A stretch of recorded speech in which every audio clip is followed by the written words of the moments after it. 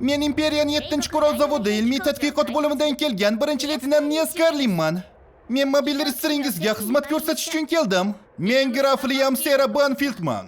Tanishganimdan xursandman. Nima? Yoningizdagi bu ayol sun'iy intellektli android bo'lishi mumkinmi? Bu muammomi? Imperiya ularni yomon ko'radi, lekin taqiqlanmagan. Amagi, meni Tyrell Nexus V6mi? Yo'q, Rosh Solo Q5mi?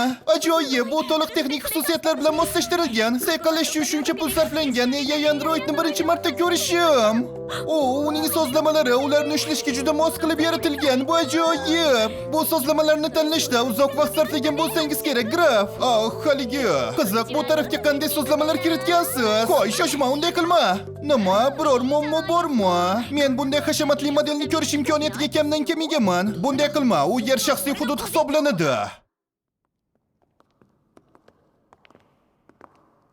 Mobil ritsar, Avid.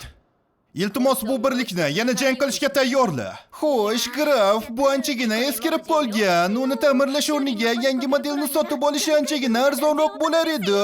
Menga sening maslahatlaring kerak emas. Men bu qurilmani tuzatib, sinovdan o'tkazmoqchiman. Janglar asosan 14 va 18 metrli modellar bilan olib borilmoqda va hech kim eski 24 metrli modellarni umuman boshqarmaydi.